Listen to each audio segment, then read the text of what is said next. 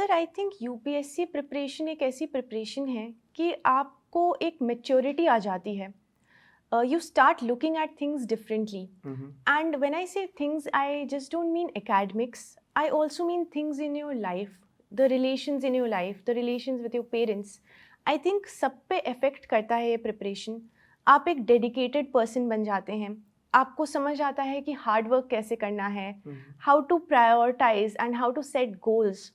And you get that analytical capability in yourself and develop your personality to a level where you can actually talk to people and explain things and have an opinion about things going on in your own country. सवाल ये नहीं होना चाहिए कि UPSC करना है, सवाल ये होना चाहिए कि क्या आपको वो नौकरी करनी है या नहीं, आईएएस की नौकरी या आईएफएस की नौकरी या आईपीएस की नौकरी. और ये डिपेंड करेगा पूरी तरह से हमारे इंटरेस्ट पे और पैशन पे. अगर आपको कोई चीज़ इंटरेस्ट करती है बहुत ज़्यादा तो ही आपका एप्टीट्यूड आपके इंटरेस्ट से मैच करेगा एंड तो ही आप एक सक्सेसफुल ऑफिसर बन पाएंगे. तो I think you must always look at the larger picture and your aim should not be clearing the exam. Your aim should be serving the society to your best capabilities, and that should be the only inspiration. Started figuring out things, and I also figured out that this exam is actually very different from the other exams, like from the medical exams or engineering exams. क्योंकि ये exam आपको एक बहुत holistic personality development demand करता है, एक larger understanding demand करता है सब्जेक्ट्स की, और इसमें आप सिर्फ अपनी मेमोरी के बेसिस पे क्लियर नहीं कर सकते हैं, आपको बियॉन्ड जाना पड़ेगा मेमोरी के. I had actually heard a lot of stories from toppers that people give the exam right after the graduation and get through in their first attempt. And वही stories मेरी तैयारी का बेसिस बन गई थी. तो मैं ये कहूँगी कि डेफिनेटली एक्सेप्शंस होते हैं, बट आप उन एक्सेप्शंस को आइडियलाइज ना करें. आप एक प्रैक्टिकल अप्रोच रखें, प्रैग्मेटिक अप्रोच रखें, क्योंकि कई बार you end up fooling your own self. And this exam is not something जिसको आप ऐसे ऐसे चुटकियों में सॉल्व कर देंगे. देखिए, अगर ऐसा एग्जाम होता तो फिर ये इतना टफ नहीं होता. So how to do this introspection? This look very easy to say, but I think most of the students have this problem.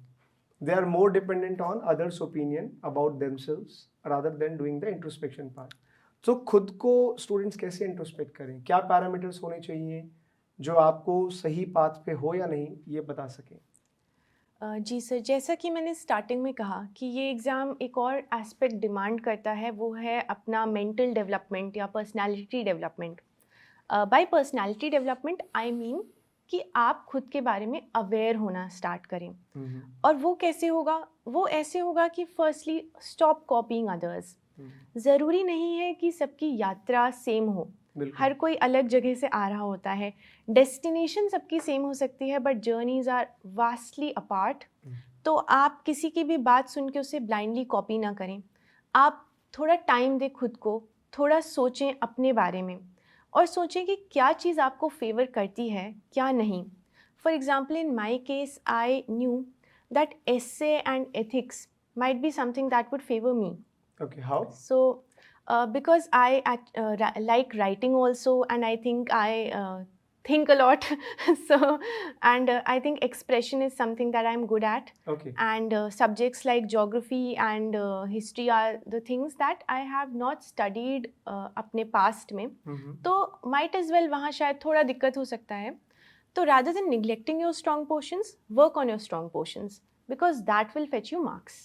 So I think this aspect of the preparation is very very great.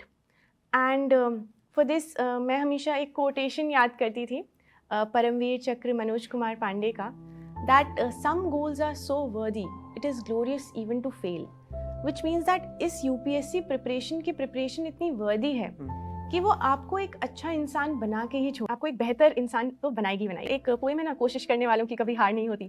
तो sir उसकी लहरों से डर के नौका पार नहीं होती. तो सर ये 2 लाइनें तो हम सबको ही पता होती हैं, लेकिन उस पोएम के आखिरी में भी 2 लाइनें हैं.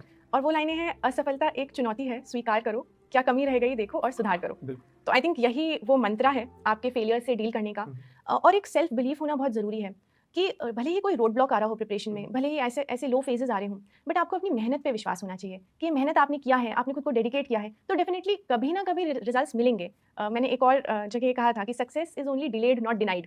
तो आप इस पे भरोसा रखिए कि आप वो सक्सेस डिजर्व करते हैं और मेहनत करते जाइए।